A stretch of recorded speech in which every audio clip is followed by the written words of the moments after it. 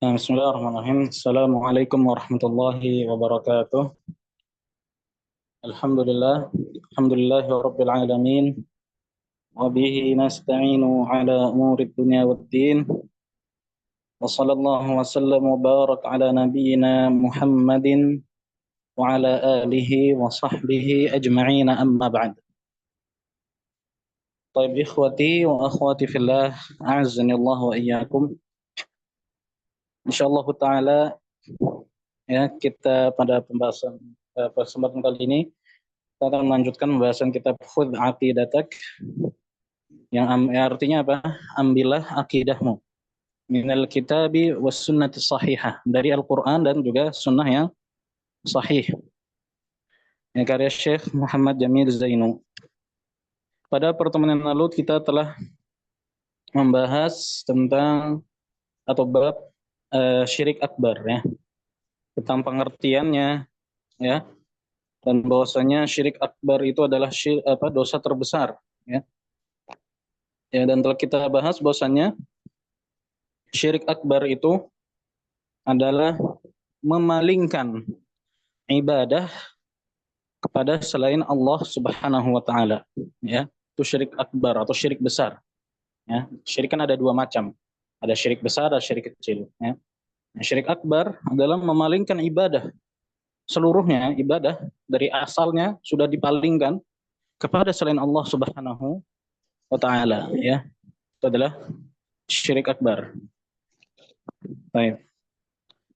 Nah, pada pertemuan lalu kita telah sedikit membahas tentang di antara bentuk syirik akbar ya. Di antaranya adalah apa? Berdoa kepada orang yang sudah mati atau ghaibin yang tidak hadir dan sebagainya ya.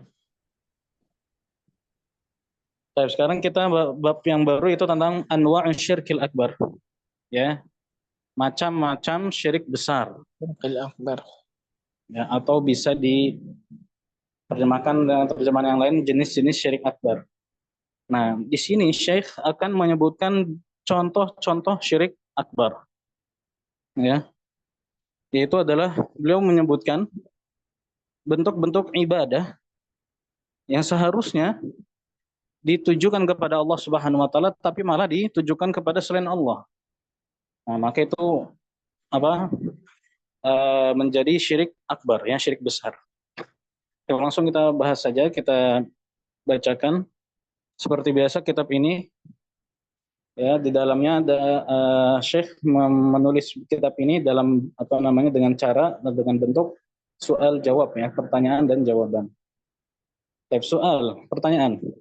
Hal nastaghitsu bil amwati awil ghaibin? Apakah kita boleh ya beristighatsah? Apa itu istighatsah? Ya, istighatsah itu talabul ghauth dalam bahasa Arab ya. Meminta ghauth. Ghauth itu memohon ya keselamatan. Keselamatan dari kebinasaan. Ya, keselamatan dari sesuatu yang buruk, yang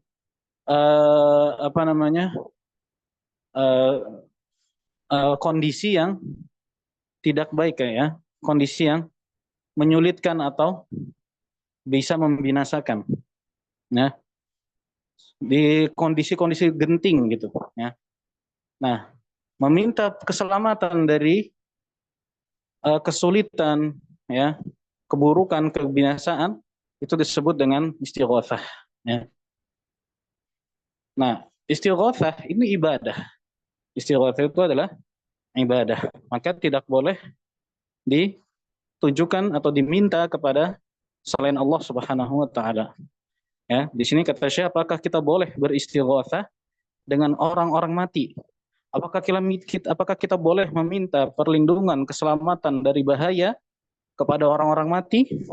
Awil ghaibin, atau orang yang tidak hadir, ghaib, ya, tidak ada di hadapan kita, tidak tahu dengan permintaan kita. Maka jawabannya adalah nastaghitsu bihim. Ya, kita tidak boleh beristighatsah kepada mereka. Gak boleh istighatsah meminta perlindungan dari bahaya kepada orang mati. Ya jelas kalau orang mati karena sudah mati ya. Dia tidak mampu melakukan hal-hal yang dilakukan oleh zat yang masih hidup atau orang yang masih hidup, ya. Maka jelas itu kesyirikan. Dan juga nggak boleh kita beristighatsah, meminta perlindungan dari bahaya kepada meminta kepada siapa? Gaib, orang yang tidak hadir. Orangnya masih hidup tapi nggak hadir.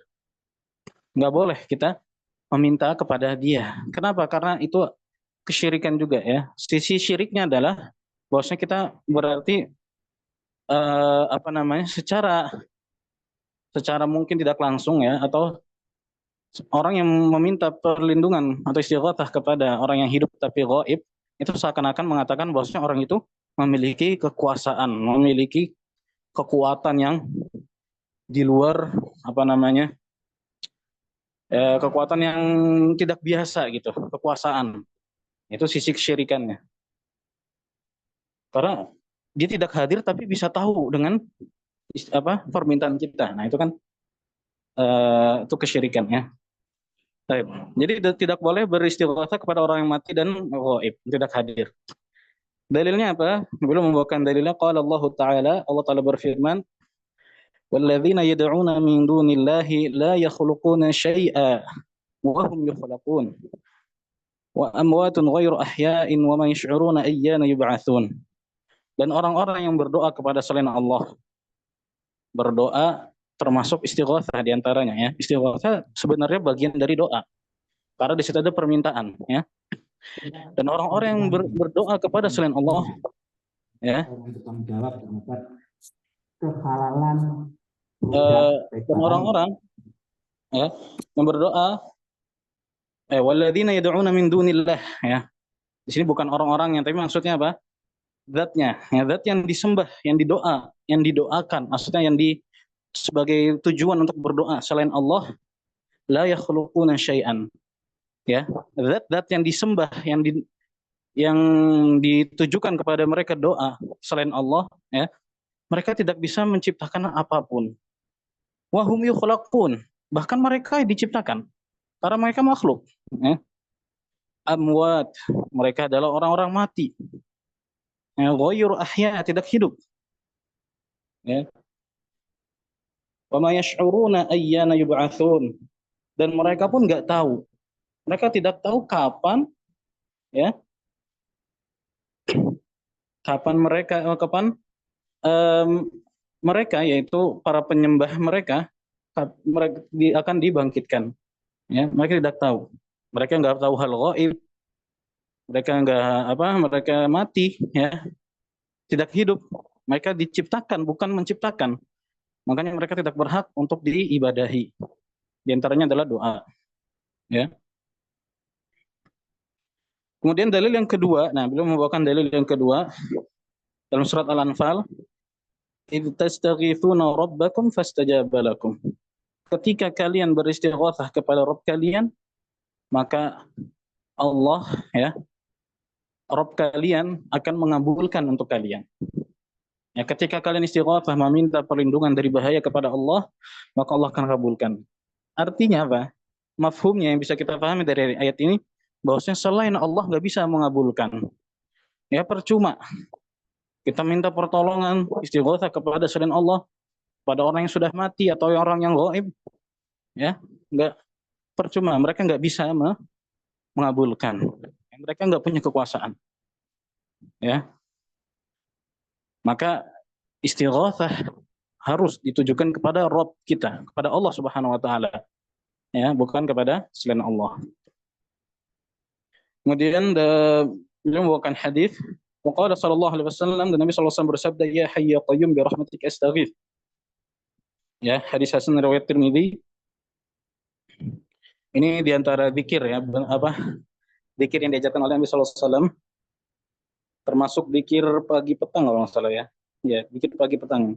Nah, di antara doa atau zikir yang diajarkan oleh Nabi sallallahu alaihi wasallam, ya hayy ya qayyum, wahai yang maha hidup, yaitu Allah Subhanahu wa taala. Ya qayyum, yang maha berdiri, ya, berdiri sendiri, tidak butuh kepada yang lainnya, ya. Bi rahmatika astaghits, dengan rahmatmu lah kami beristighatsah. yang meminta perlindungan, meminta keselamatan dari bahaya. Ya. Jadi istighatsah hanya kepada Allah Subhanahu wa taala. Istighatsah kepada selain Allah, orang yang sudah mati setinggi apapun derajatnya, baik itu ulama, ya, baik itu apa namanya, ya para wali, masyayikh dan sebagainya, kiai, ya, bahkan para nabi pun nggak berhak untuk kita istighatsah pada mereka. Itu semuanya kesyirikan. Istighatsah hanya kepada Allah Subhanahu wa taala. Ya. Kemudian soal berikutnya, jadi ini jenis atau macam syirik yang pertama, yaitu istighatsah kepada selain Allah. Ya, ini sering terjadi. Ya, kita sering mendapatkan di kalau kita mau mencari itu banyak orang yang melakukan kesyirikan dalam hal ini, itu istighatsah kepada selain Allah. Kebanyakan mereka istighatsah kepada orang-orang soleh yang sudah meninggal.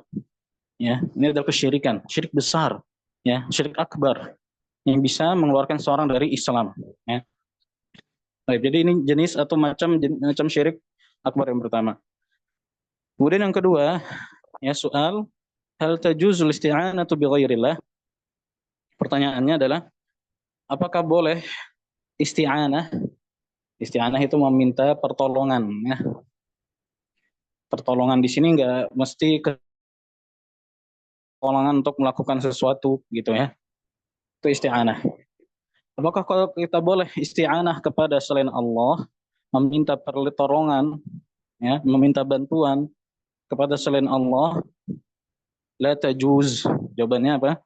La tajuz, tidak boleh. Wa dalil qauluhu ta'ala, dalilnya adalah firman Allah Subhanahu wa taala, iyyaka na'budu wa iyyaka nasta'in. Ya. Ya Allah,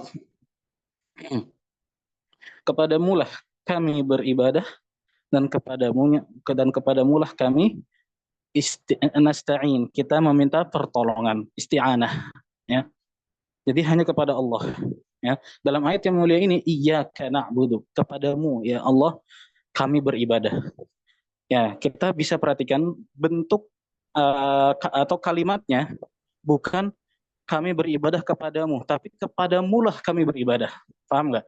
Jadi bentuk ayatnya bukan na'budu iyyaka, tapi iyyaka na'budu. Kepadamulah ya Allah kami beribadah. Ya, jadi bukan kami beribadah kepadamu, tapi kami kepadamulah kami beribadah, wa iyyaka nasta'in, dan kepadamulah kami meminta pertolongan. Jadi didahulukan penyebutan kepadamu, yang artinya ibadah dan juga isti'anah itu hanya kepadamu ya Allah, kepada Allah Subhanahu wa taala. Karena kalau kita balik misalkan na'budu iyyaka, kami beribadah kepadamu ya Allah. Maka bisa jadi ya beribadah juga seseorang ngomong, orang yang berkata demikian bisa juga beribadah kepada yang lain. Ya, secara bahasanya itu, ya. Ya, nasta'ina iyyaka, kami meminta pertolongan kepadamu. Maka bisa jadi secara bahasa dia juga meminta pertolongan kepada selain Allah. Ya, maka disebutkan iyyakanya dulu, kepadamu ya Allah kami beribadah. Berarti hanya kepadamu ya Allah kami beribadah, dan hanya kepadamu ya Allah kami beristi'anah. Ya. Ini dalil yang pertama ya dalam surat Al-Fatihah ini. Ini kita sering baca ya dalam sholat. Selalu kita baca. Kita harus paham maknanya. Ya. Maka surat Al-Fatihah itu isinya itu syarat dengan tauhid, dengan akidah. Ya. Syarat dengan akidah. Baik. Kemudian dalil yang kedua dalam hadis riwayat Tirmidzi, hadis hasan sahih. Wa qauluhu sallallahu alaihi wasallam, dan sabda Nabi sallallahu alaihi wasallam, "Idza sa'alta fas'alillah." Jika engkau ingin meminta, ya, diantaranya meminta pertolongan, isti'anah. Fas'alillah. Mintalah kepada Allah. Ini secara umum. Permintaan apapun, mintalah kepada Allah. Ya, selama permintaan itu baik, ya, bermanfaat di dunia dan akhirat, permintaan yang bukan maksiat dan atau berlebihan, ya. Nah, kemudian wa idza sta'anta, dan jika engkau ingin meminta pertolongan dalam melakukan sesuatu, ya, melakukan kebaikan, minta pertolongan, fasta'in billah. Maka memintalah pertolongan kepada Allah Subhanahu wa taala. Ya, dalam perkara apapun, perkara duniawi, misalkan kita mau pergi mencari nafkah, ya, perkara akhirat dalam beribadah, ya, kita tidak akan bisa melakukan hal-hal itu kecuali dengan pertolongan dari Allah Subhanahu wa taala. Ya. Nah, kita terus meminta pertolongan kepada Allah Subhanahu wa taala. Ya. Dan di antara bentuk meminta pertolongan kepada Allah dengan mengucapkan bismillah dalam melakukan sesuatu yang baik.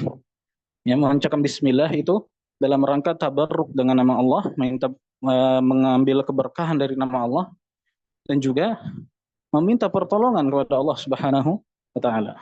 Baik. Jadi ini ya, isti'anah itu hanya kepada Allah. Maka isti'anah kepada selain Allah, meminta pertolongan kepada selain Allah, itu adalah kesyirikan. Baik. Kesyirikan jika meminta pertolongan itu dalam hal-hal yang memang hanya Allah Subhanahu wa taala yang mampu melakukannya. Ya. Ini perlu diingat ya. Kapan disebut syirik, isti'anah, istighotsah juga tadi, ketika hal itu tidak bisa dilakukan kepada selain Allah, dan juga dengan cara tadzallul, merendahkan diri, menghambakan diri, maka nggak boleh kepada selain Allah Subhanahu wa taala. Ya. Karena ibadah itu maknanya adalah tadzallul, merendahkan diri, menghinakan diri, menghambakan diri. Ketika kita menghambakan diri, meminta pertolongan dengan menghambakan diri kepada selain Allah, maka itu adalah kesyirikan. Ya. Taib. Jadi ini macam yang kedua, itu isti'anah kepada selain Allah adalah termasuk syirik besar. Ya. Kemudian yang kesembilan, ya, soal pertanyaan yang berikutnya dalam bab ini, hal nasta'inu bil ahya, apakah kita boleh isti'anah kepada orang-orang yang masih hidup? Apakah kita boleh meminta pertolongan kepada makhluk, orang-orang, atau kepada makhluk yang masih hidup? Ya. Jawabannya apa? Naam, boleh ya. Naam, iya, boleh. Dengan syarat apa? Fima yaqdiruna alaih. Dalam hal-hal yang dimampui oleh makhluk tersebut. Ya. Kita boleh isti'anah kepada selain Allah dengan syarat orang yang kita isti'anahi ya itu dia hadir, bukan yang gaib. Dan juga dalam hal yang dimampui. Ya, bukan dalam hal yang tidak dimampui. Baik.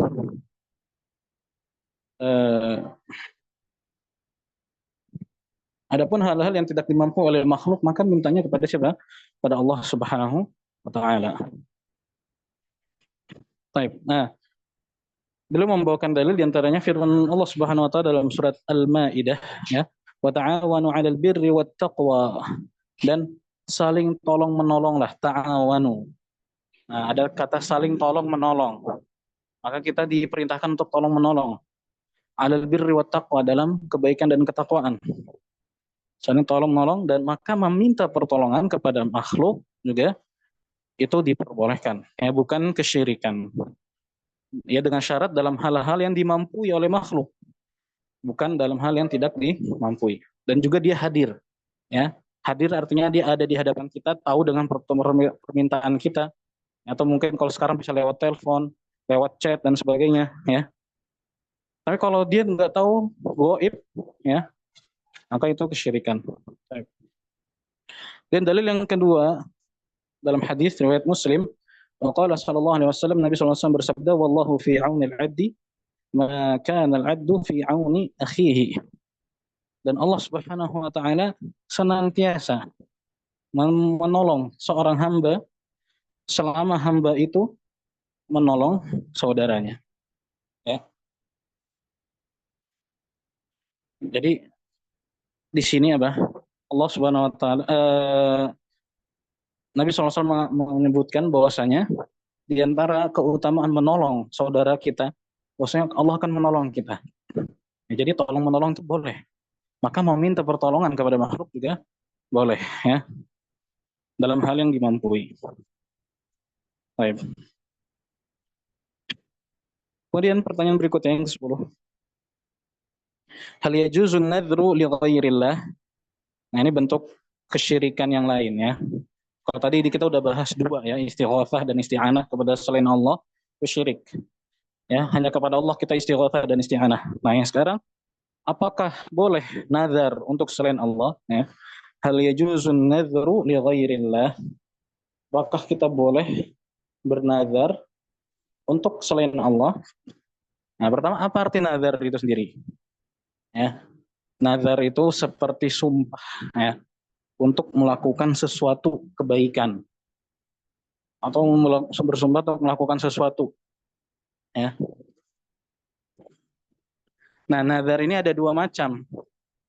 Ada nazar yang eh, dia bersumpah melakukan kebaikan atau sesuatu kebaikan tanpa timbal balik. Dia hanya ingin bersumpah, dia ingin melakukan suatu kebaikan. Itu nazar, ya. Macam yang kedua, seseorang bernazar jika mendapatkan timbal balik. Contoh, misalkan, jika saya lulus ujian, saya akan bersedekah, ya. Saya akan bersedekah 5 juta misalkan. Misal, ya. Nah, berarti dia ada timbal baliknya apa? Ketika dia mendapatkan kelulusan dalam ujian, ya. Baik. Nah, nazar ini, ya, bersumpah untuk melakukan kebaikan harus diniatkan itu untuk ibadah kepada Allah Subhanahu wa taala, bukan kepada selain Allah Subhanahu wa taala, ya. Dan nazar ini hukumnya, ya, para ulama menyebutkan hukumnya makruh pada dasarnya awalnya. Tapi jika sudah terlanjur nazar, maka wajib untuk ditunaikan. Wajib untuk ditunaikan, ya. Kalau sudah terlanjur. Tapi kalau untuk memulai nazarnya sendiri itu makruh, dibenci, ya.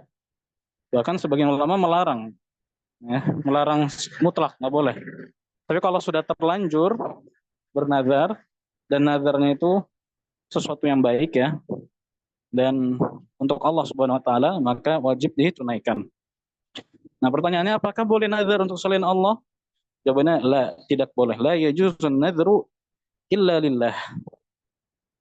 Tidak boleh bernazar kecuali untuk Allah Subhanahu wa taala, ya. Karena nazar hanya untuk Allah, tidak untuk selain Allah. Kemudian beliau membawakan dalil dalam surat Ali Imran. Liqaulihi ta'ala, berdasarkan firman Allah Subhanahu wa taala, Rabbi inni nadhartu laka ma fi batni muharrara.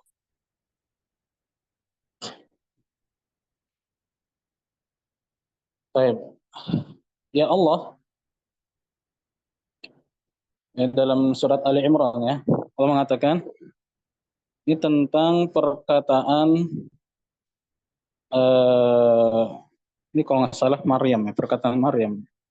Rabbi inni nadhartu laka, ya Allah, sesungguhnya aku bernazar untukmu, kepadamu. Ma fi batni muharrara. Aku bernazar kepadamu, ya, anak yang ada di dalam kandunganku menjadi hamba yang saleh. Jadi dia bernazar, bersumpah bahwasanya anak yang di kandunganku itu menjadi anak yang saleh, yang berkhidmat, ya, pada Allah Subhanahu wa taala. Jadi boleh, ya. Nazar ini laka. Di sini apa namanya? Syahidnya, intinya adalah nazar tulaka. Kata nazar tulaka, ya Allah, aku bernazar untukmu. Artinya wajib nazar itu hanya kepada Allah, ya, untuk Allah Subhanahu wa taala. Kemudian dalam hadis Nabi SAW mengatakan, waqaulu sallallahu alaihi wasallam, dan sabda Nabi SAW, man nadhara an yuti'a Allah falyuti'hu. Barang siapa yang bernazar untuk mentaati Allah, maka hendaknya dia tak mentaati Allah, ya. Maka hendaknya dia menunaikan nadarnya, gitu, ya. Wa man nadhara an yu'siyahu fala ya'sih. Maka dan juga barang siapa yang bernazar untuk bermaksiat, maka jangan bermaksiat. Nah, artinya kan tadi apa? Menazar itu kan sumpah untuk melakukan sesuatu, ya. Jika sesuatunya itu perkara yang dibolehkan dalam agama, ya, perkara ketaatan apalagi, ya, maka itu wajib ditunaikan. Tapi kalau nazarnya itu adalah sebuah kemaksiatan, sebuah sesuatu yang dilarang dalam agama, maka tidak boleh ditunaikan. Ya. Nah, di sini apa? Syahidnya man nadzara an yuti Allah. Barang siapa bernazar untuk taat kepada Allah. Ya jelas, kalau nazar untuk selain Allah itu bukan ketaatan, tapi itulah kesyirikan. Ya, yang diwajibkan adalah ketika yang dibolehkan adalah nazar yang untuk Allah Subhanahu wa taala, ya. Wallahu taala a'lam. Jadi intinya ini macam syirik yang ketiga adalah bernazar untuk selain Allah Subhanahu wa taala. Baik. Kemudian berikutnya soal al-hadi asyar, ya. Pertanyaan yang ke-11. Pertanyaan yang ke-11 sebentar.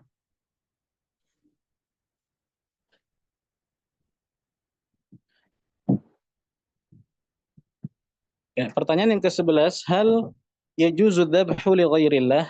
Apakah boleh dzabah? Dzabah itu artinya menyembelih hewan, ya, dalam rangka beribadah. Jadi ada ibadah itu dalam syariat, ada ibadah yang memang dilakukan dengan cara menyembelih, ya, mengalirkan darah hewan, ya, seperti apa? Ibadahnya kalau yang disyariatkan seperti ibadah menyembelih hewan kurban, ya, akikah, ya. Nah, itu diantara hal ibadah menyembelih yang disyariatkan dalam Islam. Menyembelih hewan kemudian dalam rangka ibadah kemudian dipersembahkan kepada selain Allah, maka tidak boleh. Ini adalah kesyirikan, ya. Kata beliau la yajuz, tidak boleh menyembelih untuk selain Allah. Ya, seperti orang menyembelih untuk dipersembahkan kepada penunggu tempat tertentu, ya, pada gunung tertentu misalkan, atau ke laut atau ke sungai, ya, sesajen, ya, dengan menyembelih hewan, itu kesyirikan, tidak boleh, ya. Wa dalil qauluhu ta'ala, dalilnya dari firman Allah Subhanahu wa taala, fasalli li rabbika wanhar, dan salatlah untuk Tuhanmu, wanhar, dan menyembelihlah untuk Tuhanmu juga. Jadi bukan untuk selain Allah, ya. Maka ketika menyembelih itu harus kita niatkan, ya, ini ibadah untuk Allah Subhanahu wa taala, ya, bukan untuk selain Allah Subhanahu wa taala, dipersembahkan untuk Allah Subhanahu wa taala, ya. Wanhar, inhar artinya idzbah lillah, sembelihlah untuk Allah. Wa qala sallallahu alaihi wasallam, dan Nabi SAW bersabda dalam hadis, la'anallahu man dzabaha li ghairillah, ya, di riwayat Muslim. Allah melaknat barang siapa yang, ya, Allah melaknat orang-orang yang atau siapa saja yang menyembelih untuk selain Allah Subhanahu wa taala. Nah, ini perlu perhatikan, ya. Ini masih banyak terjadi di tengah-tengah kaum muslimin, orang-orang yang menyembelih hewan untuk selain Allah Subhanahu wa taala. Nauzubillah, ya. Jadi ini macam syirik yang keberapa nih? Yang keempat, ya. Yaitu menyembelih untuk selain Allah. Ya, nauzubillah. Kemudian berikutnya soal al-tsani asyar, atau soal yang ke-12. Ya, kalau bab ini maksudnya 12 ini secara keseluruhan dari buku ini, ya. Pertanyaan yang ke-12, hal natufu bil qubur litaqarrubi biha? Bolehkah kita bertawaf? Tawaf itu mengelilingi kubur, ya. Bolehkah kita tawaf mengelilingi kubur untuk beribadah dengan tawaf tersebut atau dengan kubur-kubur tersebut? Ya, maka jawabannya la, tidak boleh. La natufu illa bil Ka'bah. Nggak boleh, kita nggak boleh tawaf kecuali di Ka'bah. Tawaf di suatu tempat selain Ka'bah itu dilarang, diharamkan dalam syariat, ya. Dan termasuk kesyirikan jika diniatkan untuk ibadah. Karena ketika orang tawaf kepada sesuatu, dia sedang menghambakan diri kepada yang ditawafkan di situ. Ya. Nah, kita tawaf hanya di Ka'bah, bukan kita menyembah Ka'bah, tapi kita apa? Menyembah Rabbul Ka'bah, Tuhannya Ka'bah. Karena Allah yang memerintahkan kita untuk tawaf di Ka'bah, ya. Maka selain itu tidak boleh. Ketika orang tawaf dengan mengelilingi sesuatu di antaranya kubur, ini banyak terjadi ya. Kesyirikan kaum muslimin ada ya. Ini terjadi di bukan hanya di Indonesia, ya di negeri-negeri Timur Tengah sana yang masih orang-orang yang eh, apa namanya tidak mengenal tauhid, ya mereka tawaf di kubur, mengelilingi kubur yang dalam rangka ibadah, ya. Nah, orang seperti itu menghambakan diri kepada kuburan tersebut, kepada sesuatu yang ditawafi, ya maka itu adalah kesyirikan, ya. La natufu illa bil Ka'bah, kita nggak boleh tawaf kecuali ke Ka'bah, kecuali mengelilingi Ka'bah. Qala ta'ala, Allah Ta'ala berfirman, wal yattawafu bil baitil atiq, maka hendaknya mereka tawaf di baitil atiq, itu Ka'bah maksudnya, ya. Baitul Atiq, rumah yang tua, ya. Itu maksudnya Ka'bah. Jadi Allah Subhanahu wa taala memerintahkan tawaf itu hanya di Ka'bah, tidak di tempat yang lain, ya.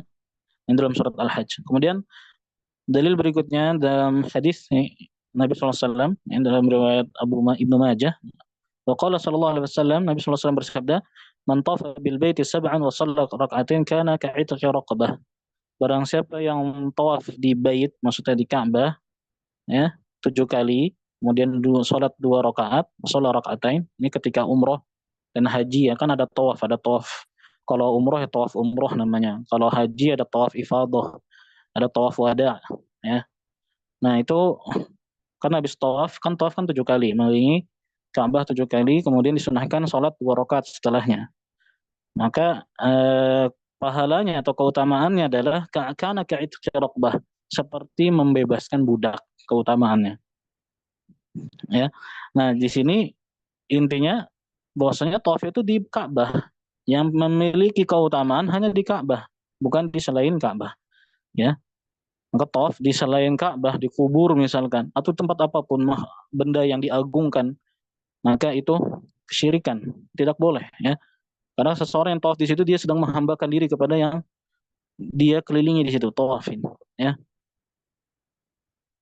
Kecuali kalau dia dalam tawaf itu dia niatnya ibadah untuk Allah. Dia tidak menghambakan diri kepada benda tersebut, tapi dia menghambakan diri kepada Allah, tapi dia tawaf di selain Ka'bah. Maka ini juga terlarang, tapi masuknya ke bab bid'ah, ya, dan itu adalah perantara kepada kesyirikan. Ya, dia niatnya ibadah pada Allah tapi dengan tawaf di tempat tertentu, ya. Ini bid'ah karena Nabi SAW tidak mengajarkan hal itu, ya. Tapi kalau dikubur, nah ini biasanya ada pengagungan terhadap penghuni kubur. Nah, ini kesyirikan biasanya. Ya, orang yang melakukannya sedang melakukan kesyirikan kalau tawaf di kubur. Sama seperti sujud kepada kubur, walau dohirnya adalah orang tersebut beribadah menyembah kepada penghuni kubur. Maka itu kesyirikan. Ya Allah taala a'lam. Baik. Mungkin udah cukup ya. Mungkin kita akan melanjutkan di pertemuan yang akan datang tentang syirik-syirik besar. Masih lumayan banyak pembahasannya, ya. Jadi intinya segala bentuk ibadah, ya, ya apa namanya nih ringkasannya, ya. Segala bentuk ibadah yang ditujukan kepada selain Allah maka terjadi kesyirikan. Yang telah kita bahas pada pertemuan kali ini itu istighatsah, meminta pertolongan, meminta perlindungan dari bahaya atau sesuatu yang keburukan, ya. Itu hanya kepada Allah kita istighatsah. Kalau dipersembahkan atau ditujukan diminta kepada selain Allah maka itu kesyirikan. Begitu juga isti'anah, meminta pertolongan, ya, untuk melakukan sesuatu, maka itu isti'anah hanya kepada Allah, tidak boleh kepada selain Allah. Kalau dilakukan ditujukan kepada selain Allah maka itu syirik, ya. Dan kita boleh isti'anah kepada makhluk yang hidup, ya, dengan syarat dalam hal yang mereka mampu, ya, dan mereka hadir. Ya, kemudian di antara macam syirik juga adalah nazar untuk selain Allah, bersumpah untuk melakukan sesuatu tapi untuk selain Allah, maka itu syirik. Ya, ya, nazar itu hanya untuk Allah. Kemudian yang kita bahas adalah menyembelih hewan, ya, itu hanya dipersembahkan kepada Allah Subhanahu wa taala. Mempersembahkan sembelihan hewan kepada selain Allah adalah kesyirikan. Apapun bentuk hewannya, mau kecil, besar, bahkan meskipun hanya seekor lalat, ya, kecil, atau kalau kita mungkin bisa walaupun hanya seekor semut, ya, jika itu ditujukan sengaja untuk selain Allah, dipersembahkan kepada selain Allah, maka itu syirik, syirik besar, ya.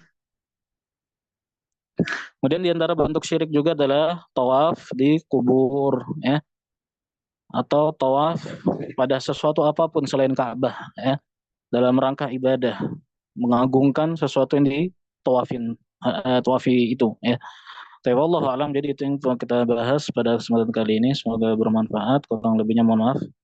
Ya, jika ada kebenaran maka dari Allah Subhanahu wa taala semata, jika ada kesalahan dan kekurangan disebabkan kurangnya ilmu saya dan karena syaitan. Allah taala a'lamu bissawab. Kalau ada pertanyaan silahkan. Ya, barakallahu fikum Ustaz, jazakumullah khairan atas ilmu yang telah antum sampaikan.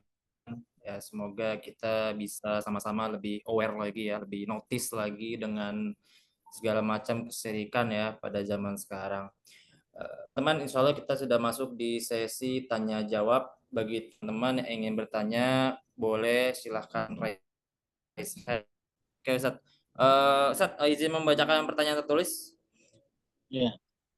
Ustaz, Bismillah, apakah boleh memakan sesajen? Biasanya seperti buah-buahan, ada tempe, tahu, sambal, ataupun daging. Apakah diperbolehkan Ustaz demikian? Ini Masya Allah Ustaz. Lengkap Ustaz ya. Ya, sesajen itu kan dipersembahkan kepada selain Allah, ya.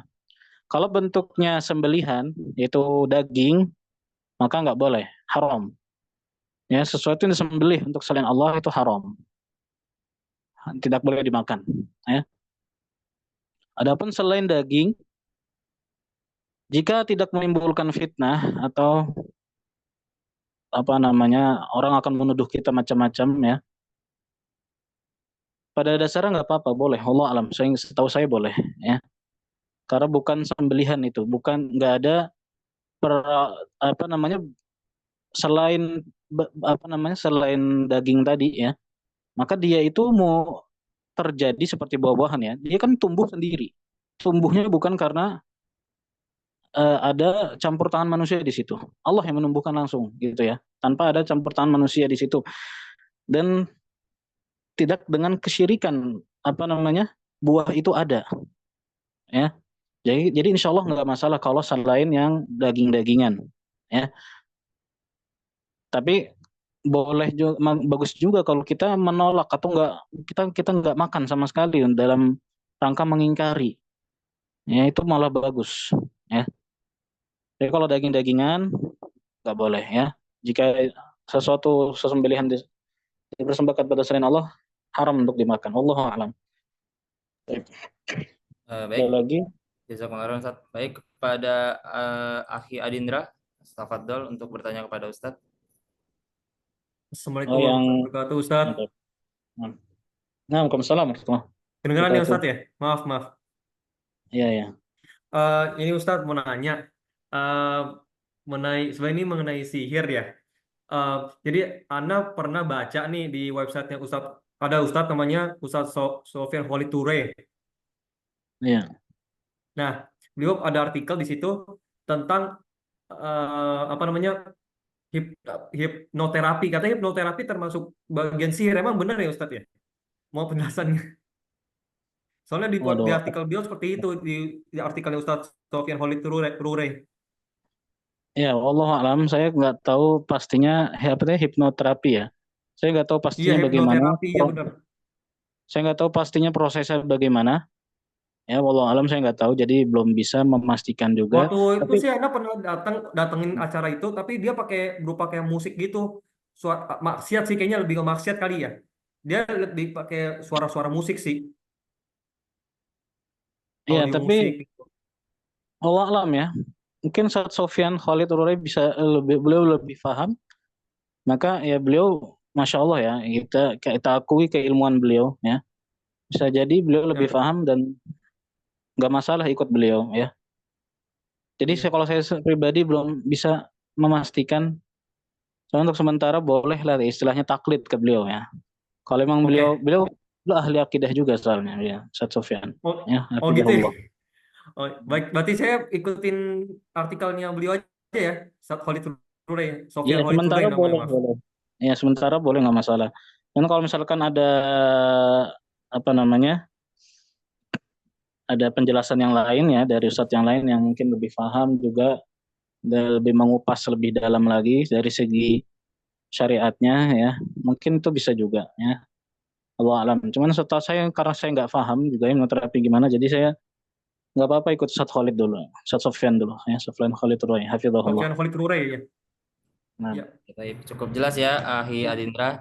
baik. Baik Ustaz, makasih Ustaz Jazakallahu khairan. Ya, yang jazakumullah itu. khairan. Baik Ustadz, ada pertanyaan lagi dari Ahi Syahrul Maulana. Assalamualaikum Ustadz. Izin bertanya, suatu hari ketika ada seorang masyarakat kehilangan benda ya seperti motor ataupun handphone, beberapa orang menyarankan untuk meminta pertolongan kepada orang pintar Ustadz. Apakah itu termasuk syirik? Terima kasih. Demikian Ustadz. Iya, syirik jelas ya.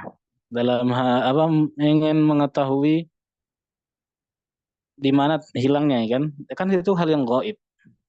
Gak ada yang tahu yang gaib yang mutlak kecuali Allah Subhanahu Wa Taala. Gak ada yang tahu hal yang gaib yang mutlak kecuali Allah Subhanahu Wa Taala. Bahkan kita mendatangi yang katanya orang pintar, ya katanya, ya hakikatnya mereka orang-orang bodoh, ya bodoh kepada tauhid, ya mau mendatangi mereka saja nggak boleh, ya. Dan mempercayai omongan mereka termasuk kekufuran, syirik, ya nggak boleh ya. Allah alam. Baik, Ustaz, jazakumullah khairan. Ada pertanyaan berikutnya dari Ukhti Asi. Bismillah, assalamualaikum Ustaz. Izin bertanya, apakah mendengarkan podcast atau cerita pendakian horor gitu Ustaz, yang misal di gunung-gunung Ustaz, itu bisa terjatuh dalam kesyirikan, misalnya seperti pendaki fulan disesatkan oleh penghuni hutan angker di gunung tersebut. Demikian Ustaz. Ya, podcastnya itu tergantung isinya ya. Kalau hanya cerita sesuatu yang terjadi, ya, kemudian kita mendengarkan, apa yang tahu ceritanya,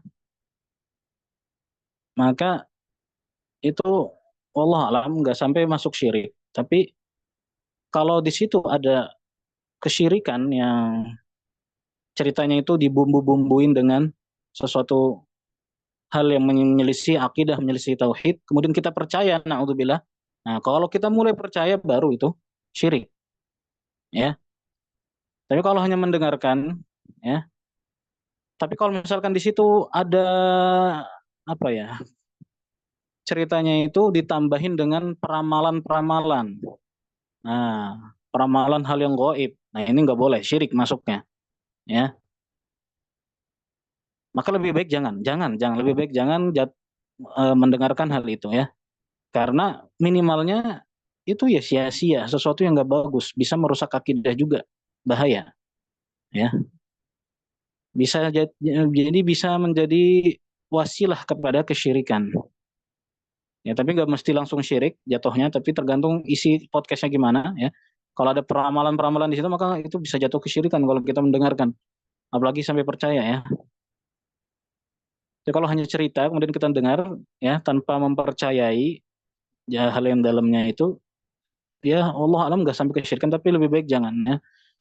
Itu hal yang nggak berguna juga, nggak bermanfaat. Ya Allah alam. Sama kayak misalkan nonton film ya, nonton film apa ya, film-film yang itu yang orang memiliki kekuatan-kekuatan super gitu misalkan ya, atau eh sihir, Kayak kartun Ustaz ya, film. kartun kayak Naruto gitu Ustaz. Boleh Ustaz? Apa enggak Ustaz? Ya kalau kita meyakininya nggak boleh. Ya, kalau sekedar menonton maka itu hal sia-sia ya, nggak boleh juga sebenarnya. Ya kalau meyakininya bisa jatuh ke syirik. Ya kayak film-film apa ya? Film-film sihir ya, yang bukan kartun tuh banyak itu. Itu banyak yang merusak akidah di situ. Itu bahaya. Disney. Ya, ya. Bisa jadi ya Allah alam nggak sampai bisa jadi nggak sampai kesyirikan orang nontonnya ya. Tapi kalau sampai mempercayai gitu ya, bahaya ini bisa masuk ke syirik. Apalagi di situ ada keperamalan-peramalan untuk yang akan datang yang dalam hal yang gaib itu bahaya sekali. Ya, Allah alam. Daripada lagi. Baik, kepada Pak Syam, silakan. Assalamualaikum Ustaz, izin bertanya. Ya. Kebetulan kan Ana berkutat di dunia konstruksi, Ustaz. Jadi pernah kejadian di Ana sendiri, kebetulan di proyek Ya. Ana. Jadi kebetulan waktu itu ingin pengosongan lahan. Emang kejadian udah agak lama, cuman Ana masih penasaran apa baiknya seperti apa karena kedepannya tidak menutup kemungkinan akan ada seperti itu lagi. Jadi ada satu pohon Ustaz. Jadi di lahan itu satu pohon yang di mana kebetulan Ana waktu itu sebagai supervisor di situ, jadi pengawas di situ. Jadi kebetulan harusnya dieksekusi dengan ekskavator. Jadi itu harusnya dikosongkan karena akan dibangun site office ya. Jadi kantor untuk para pegawai untuk yang melakukan konstruksi. Nah kebetulan tidak ada yang berani menebang pohon itu dikarenakan ada penunggunya dan sebagainya. Kan Ana sendiri tidak percaya hal itu. Jadi kayak Ana ya acuh tak acuh gitu ya nggak mau gitu loh. Cuman atasan Ana kebetulan antara percaya atau tidak gitu loh. Kalau Ana hanya ditugaskan untuk mengawasi pekerjaan tersebut untuk instruksi lebih lanjut dan lain itu ada atasan Ana. Nah, yang mau Ana tanyakan itu kan Ana nggak percaya. Karena kejadian setelah beberapa hari setelah Ana libur, kebetulan waktu itu ketemu weekend, jadi ketemu hari Seninnya atau Ana lupa. Nah itu tiba-tiba sudah hilang. Ana tanya kepada yang lain, oh kemarin ada si Fulan sudah apa mengeksekusi hal tersebut gitu loh. Nah, yang Ana mau tanyakan itu seperti itu bagaimana? Maksudnya pertama, Ana nggak percaya, tapi istilahnya tempat kerjanya seperti itu ya, istilahnya mayoritasnya banyak percaya seperti itu. Satu. Kedua, eh, bagaimana kerjaannya di situ? Jadi sampai beberapa bulan aku bekerja di situ masih kepikiran gitu loh. Ini kemarin bener nggak sih gitu. Jadi mau Ana nggak percaya, tapi banyak yang bilang seperti itu, Ustaz. Nah, akhirnya Ana bingung di kerjaan Ana tuh bagaimana? Apakah jadi berbaur dengan kesyirikan? Jadi bagaimana gitu loh? Yang tadinya Ana buat kayak istilahnya kan tidak ada ilmunya konstruksi lah. Nah, itu asalnya bagaimana, Ustaz? Kalau kedepannya ada hal sedemikian rupa, apa nih tadi? Harapan. Itu aja, Ustaz. Ya, ya, nah. Jadi ada pohon gitu ya, dikhawatirkan ada penunggunya nanti kalau ditebang gitu dihilangkan takut ada istilahnya kualat gitu ya atau tertimpa sesuatu yang buruk. Betul, Ustaz. Jadi kayak kalau mungkin Ustaz sering dengar tumbal proyek atau apa, nah seperti itu, Ustaz. Dari kepercayaannya seperti kalau ini nggak tebang nanti ada kejadian sebagai macamnya, bla bla bla. Memang meninggal itu kan memang takdir dari Allah. Cuma dia itu karena dikait-kaitkan seperti itu kan akhirnya menjadi ada syirik yang timbul di dunia konstruksi, Ustaz, di proyek. Seperti itu. Iya, kita nggak boleh takut ya karena kalau memang terjadi sesuatu itu ulah jin misalkan, ya kita harus melawannya dengan tauhid tentunya. Jadi jangan takut. Ada penunggunya apa enggak bisa jadi, tapi kita nggak bisa memastikan itu hal yang gaib ya. Karena memang di mana-mana bisa aja ada jin di situ, ada syaitan, ya. Kemudian kalau ada mudorot setelah melakukannya bisa jadi, ya. Tapi itu ya tentu semuanya atas izin Allah Subhanahu Wa Taala. Kita nggak boleh lawan dengan syirik lagi, tapi dengan tauhid, ya. Jangan takut. Nggak apa-apa, dilakukan saja, jangan takut. Nah, kalau memastikan gitu kan ya, kalau misalkan melakukan ini pasti akan terjadi seperti ini. Nah, itu kan nggak boleh. Itu syirik gitu. Kalau memastikannya seperti itu. Terus gimana kerja di tempat seperti itu ya maka pertama berarti memang tugas kita ya, yang paham tauhid berada di tengah-tengah orang yang mempercayai kesyirikan misalkan, maka tugas kita untuk berdakwah di situ ya, dengan hikmah tentunya, dengan cara yang baik ya, ya pelan-pelan ya. Itu memang tugas kita. Nah, boleh nggak tetap di situ? Kalau memang kita nggak terpengaruh dengan mereka, ya nggak ada terpengaruh ya nggak masalah. Kita malah kita disuruh berdakwah di situ, ya. Dan kalau kerjaannya itu sendiri boleh nggak ya? Boleh, boleh aja selama kerjanya halal ya. Tidak menyangkut kesyirikannya di situ. Allah alam ya. Jadi, tapi kalau misalkan terpengaruh dengan akidah orang-orang yang di situ, maka keluar dari tempat itu ya, dari kerjaan tersebut untuk menyelamatkan akidah kita. Ya. Jadi keyakinan kalau misalkan terjadi sesuatu tadi karena menebang pohonnya gitu ya, terjadi mungkin bisa jadi terjadi. Ada yang nggak suka jin dan sebagainya itu bisa saja terjadi atas izin Allah. Tapi memastikan itu yang nggak boleh, memastikan itu yang syirik ya. Wallahu a'lam. Itu Ustaz. Jazakallah. Afwan. Ya, wa iyyakum. Ya, baik Ustaz, jazakumullah khairan. Ustaz, izin mungkin 1 sampai 2 pertanyaan lagi Ustaz. Ya, silakan. Baik, teman-teman ada yang ingin bertanya langsung kepada Ustaz atau via kolom chat, silakan. Ustaz, ada pertanyaan masuk lagi. Bagaimana hukum mengucapkan demi Allah, demi Rasulullah? Apakah termasuk kesyirikan, Ustaz? Iya, ini masuknya kan bersumpah dengan nama selain Allah, ya. Nah, kita dalam sumpah itu wajib bersumpah dengan nama Allah saja. Adapun bersumpah dengan nama selain Allah maka termasuk kesyirikan. Sebagaimana dalam hadis Nabi SAW mengatakan, "Man halafa bi ghairillah faqad asyrak." Barang siapa yang berhalif, yaitu bersumpah dengan nama selain Allah, maka dia telah berbuat syirik. Ya. Tapi masuknya syirik mana? Syirik besar atau syirik kecil? Nah, ini yang dibahas ya. Maka masuknya kata para ulama bersumpah dengan nama selain Allah itu syirik kecil. Syirik apa? Kecil. Ya. Kecuali kecuali dia dalam menyebut nama selain Allahnya itu dalam sumpahnya dia mengagungkan nama tersebut seperti mengagungkan Allah Subhanahu wa taala dalam hatinya ya, atau dalam sikapnya. Maka itu masuk syirik besar. Jika dia berlebihan dalam mengagungkan zat yang nama yang dia sebut dalam sumpahnya seperti mengagungkan Allah, itu bisa masuk ke syirik besar. Tapi pada dasarnya bersumpah dengan nama selain Allah itu syirik kecil ya. Syirik juga tapi nggak sampai mengeluarkan seorang dari Islam ya. Tinggal beristighfar, taubat darinya ya, insya Allah Allah ampuni ya. Jadi nggak syirik kecil, wallahu alam. Ustaz, jazakumullah khairan atas jawabannya. Ustaz, mungkin ini pertanyaan terakhir. Ustaz, izin bertanya bagaimana sholat di dalam masjid yang ada kuburannya dan apakah sholatnya sah, Ustaz? Iya, nggak boleh ya. Nggak boleh sholat yang di tempat yang ada kuburannya. Nggak sah. Bukan nggak mesti syirik jatuhnya, tapi nggak sah ya. Tapi itu bisa termasuk apa namanya pengantar kesyirikan ya. Bisa mengantarkan seseorang kepada kesyirikan. Apalagi kalau dia ya beribadah di masjid ya, sujud menghadap ke kuburan gitu. Di bagian depannya kuburan. Itu nggak boleh ya. Itu bisa jatuh kesyirikan. Jadi itu bisa jadi wasilah kepada kesyirikan. Ya, tapi ya yang jelas itu nggak boleh ya, sholatnya nggak sah kalau ada kuburan di dalam masjid. Wallahu a'lam. Semisal tidak ada masjid lain tuh bagaimana, Ustaz? Nggak usah di masjid ya. Cari masjid yang lain walaupun jauh nggak apa-apa.